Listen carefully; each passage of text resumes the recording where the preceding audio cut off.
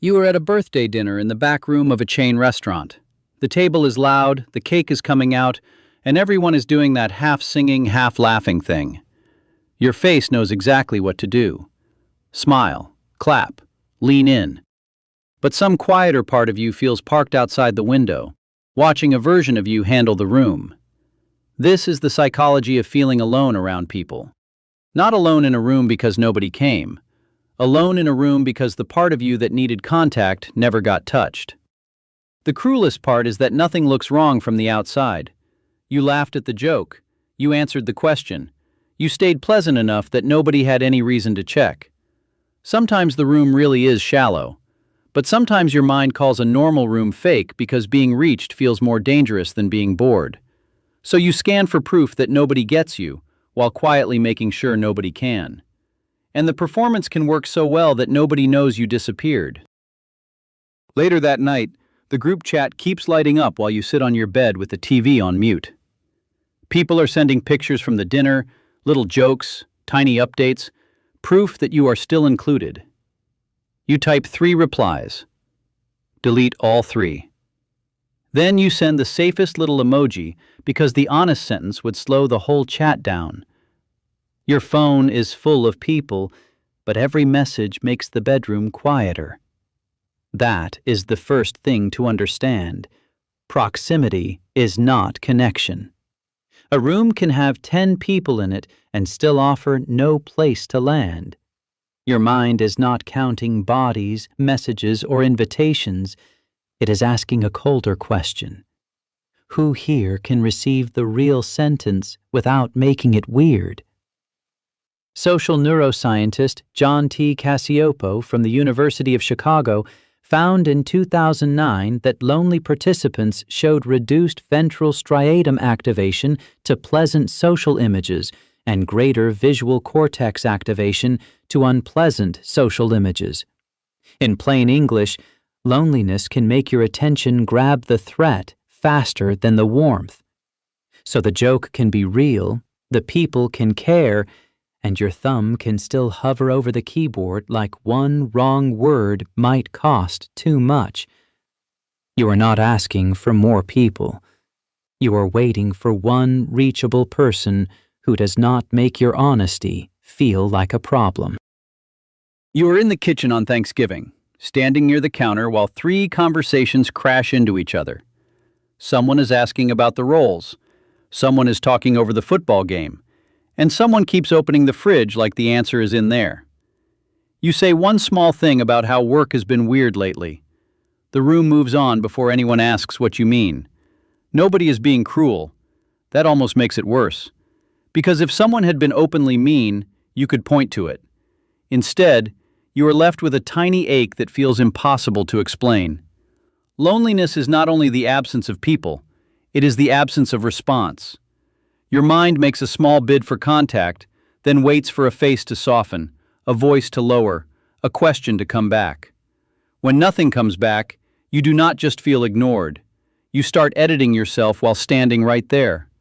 Developmental psychologist Edward Tronick from the University of Massachusetts, Boston, showed in 1978 in the still face paradigm that infants first smiled, pointed, and vocalized to re-engage an unresponsive mother, then looked away, showed distress, and withdrew when her face stayed blank.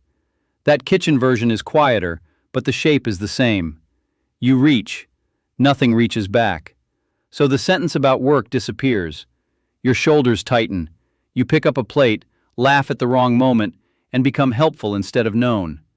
And once that happens, the next full room does not just feel crowded, it starts to feel unsafe. You are in a Tuesday work meeting, waiting for the tiny gap where your thought might fit. You rehearse the sentence twice, finally start talking, and someone cuts in with a louder version of almost the same idea. You keep nodding like it is fine. Your chest does not believe you. Now you are still in the meeting, but not really in the conversation.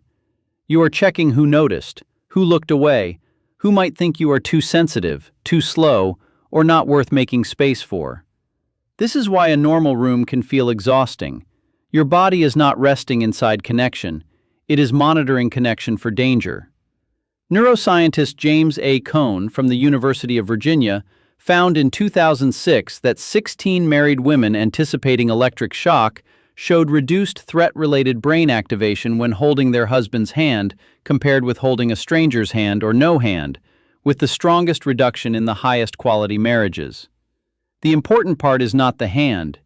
It is the safety attached to the person. A trusted person can help your nervous system stand down. A room full of unpredictable people can make it stand guard. So in that meeting, the problem is not that people are physically around you. The problem is that no one there feels steady enough to borrow. You nod. You open your notes app. You write down something that has nothing to do with the meeting. And if no safe person appears, your body learns to attend every room like it might turn on you. After the night out, you sit in the back of an Uber with your jacket folded on your lap. Brake lights smear across the window. You replay how easy you were all evening. You laughed at the right jokes. You asked good questions. You said you were fine when someone offered to walk you out. Then a text comes in saying, "Tonight was so fun," and somehow it stings, because they are praising the version of you that never made the room uncomfortable.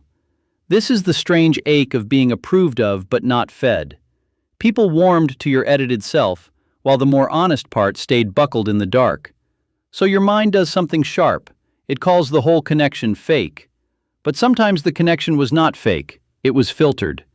Personality psychologist Sanjay Shrivastava from the University of Oregon found in 2009 that first-year college students who habitually suppressed emotion had lower social support, lower closeness to others, and lower social satisfaction. That is the Uber feeling in research language.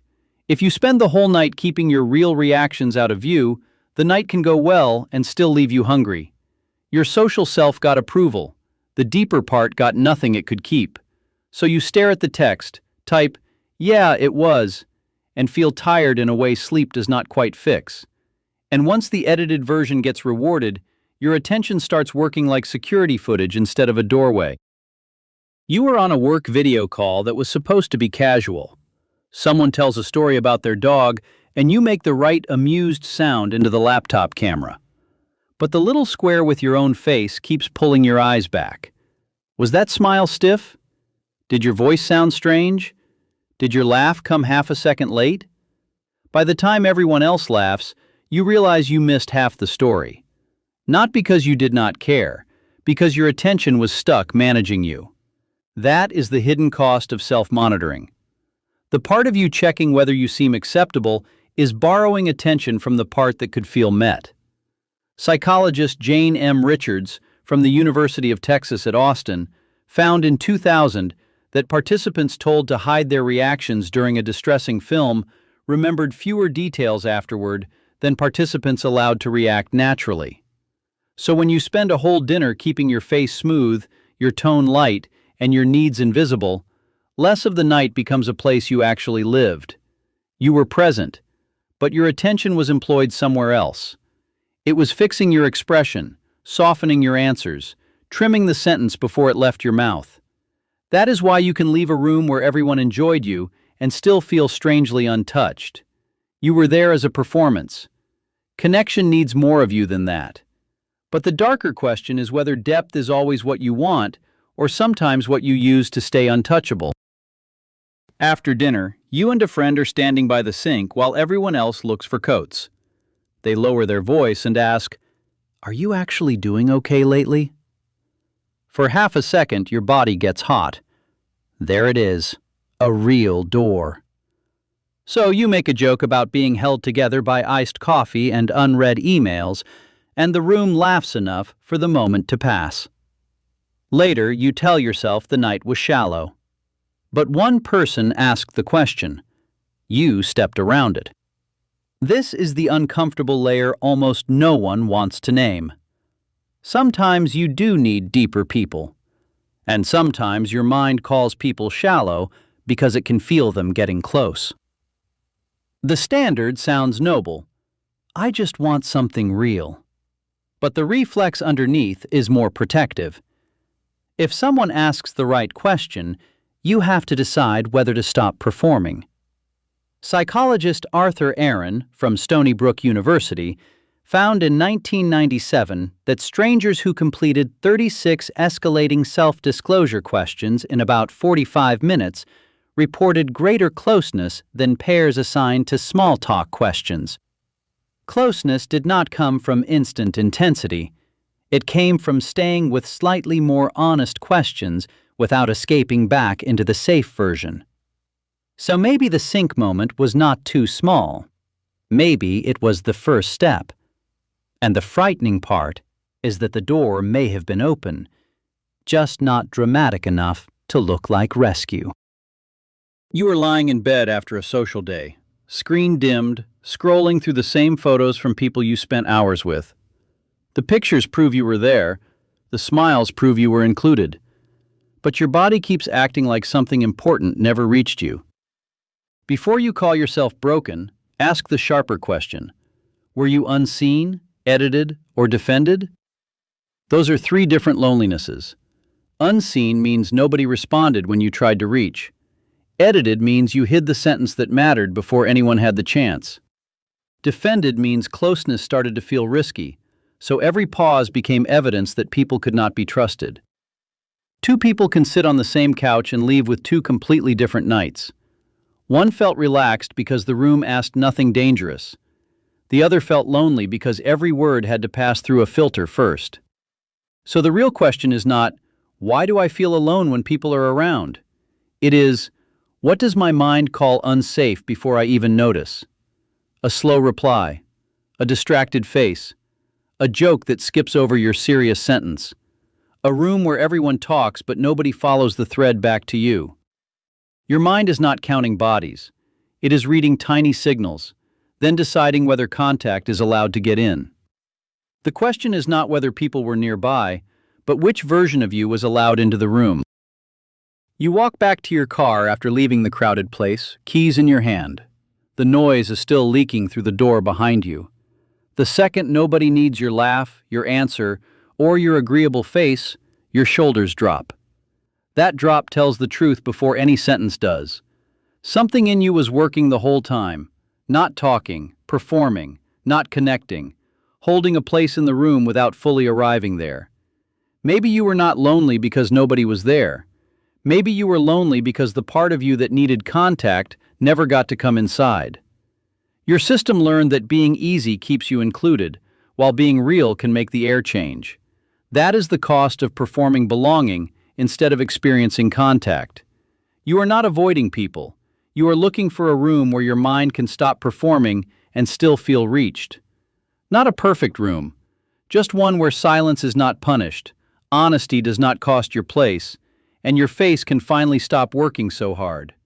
Subscribe for the quiet psychology people usually only admit at 1 a.m.